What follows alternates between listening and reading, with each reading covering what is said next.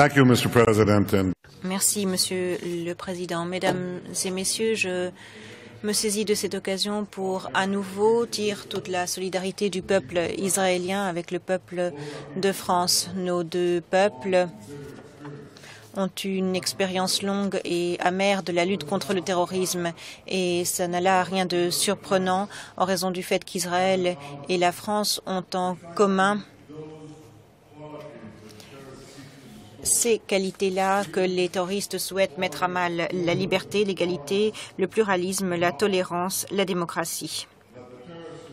Mais les terroristes qui ont abattu des personnes innocentes à Paris, commettent la même erreur que leurs homologues qui abattent des personnes innocentes en Israël. Ils ne se rendent pas compte du fait que ce sont ces valeurs que nous avons en commun qui sont la source de notre force, la source de cette force que nous mobilisons pour surmonter nos peines, la force que nous mobilisons pour faire échec au terrorisme et à la tyrannie que celui-ci cherche à imposer à notre civilisation qui en sort toujours plus forte. À chaque attentat, nous surmontons cette difficulté. Nous devons reconnaître que la radicalisation, l'incitation à la haine sont à l'origine du terrorisme, alimentent le terrorisme. Et ceux d'entre nous qui sont attachés à la paix doivent lutter contre cette incitation à la haine, prononcer des paroles de vérité. Si le président Abbas est attaché à la paix, il lui faut arrêter de remonter son peuple contre Israël et commencer à condamner le meurtre d'Israéliens innocents. Mesdames et Messieurs, nous devons aujourd'hui nous concentrer sur les questions de sécurité, non seulement des nations du monde, mais aussi du monde lui-même.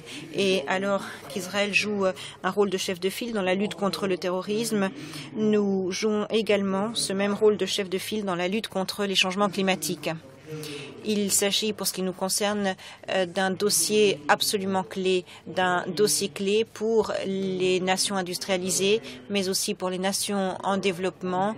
Nous vivons tous sur la même planète et le climat, comme vous le savez, méconnaît la notion de frontière. J'ai entendu les déclarations qui ont été faites avant moi par les représentants de nombreux pays, compris venant de pays africains. Je comprends la détresse qui est la leur et je comprends qu'en effet, il nous faut trouver une solution mondiale. De nombreuses initiatives ont émergé à l'occasion de la présente conférence, mais ailleurs également. Et je souhaiterais commencer par vous dire qu'Israël est très attaché à ses objectifs, agira en conséquence dans ses paroles, mais aussi dans ses actes pour honorer ses ambitions. Mais parmi toutes ces solutions qui ont été envisagées, elles ont en commun un élément qui sera déterminant en plus de notre coopération et qui décidera de notre capacité à relever ce défi. Et cet élément, c'est l'élément technologique. La technologie nous donne le pouvoir de faire ce que jusque-là l'on ne pouvait imaginer. L'année dernière, Israël occupait la première place du classement des technologies propres. Nous sommes chefs de file au plan international en matière d'efficacité énergétique. Nous sommes aussi le premier pays à recycler l'eau dans le monde. Nous connaissons les taux d'efficacité de consommation de l'eau les plus efficaces au monde, 70 à 80%, et ceci grâce à la technologie de l'irrigation goutte à goutte dont nombre d'entre vous ont déjà entendu parler. Cela fait des décennies aussi qu'Israël fait œuvre de pionnier en matière d'énergie solaire. Nous avons développé des technologies sophistiquées pour permettre à l'agriculture de prospérer dans des conditions de désert en optimisant l'utilisation de l'eau, de l'énergie, ce qui est important pour l'environnement. Mon cabinet est à l'origine d'une initiative visant à réduire la dépendance mondiale au pétrole brut, en particulier pour ce qui concerne le transport. Et Israël est un leader mondial dans le développement des énergies alternatives. Nous avons également mis au point ce que je peux qualifier de réseau électrique intelligent.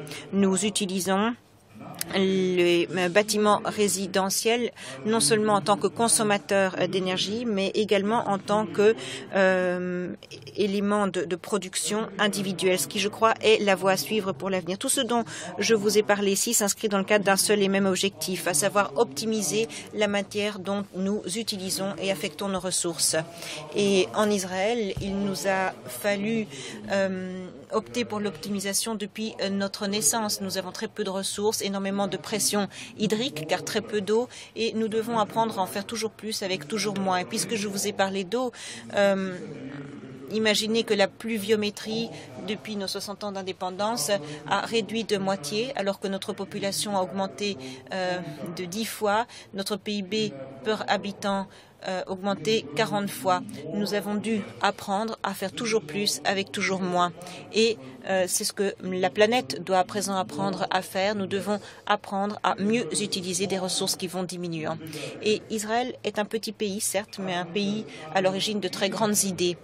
Je ne crois pas que l'on puisse se contenter du fait qu'en Israël, l'on puisse avoir de telles idées ou que l'on puisse appliquer de telles idées. Non, nous sommes tout à fait disposés à les mettre en partage et à vous en faire profiter à titre individuel ou collectif.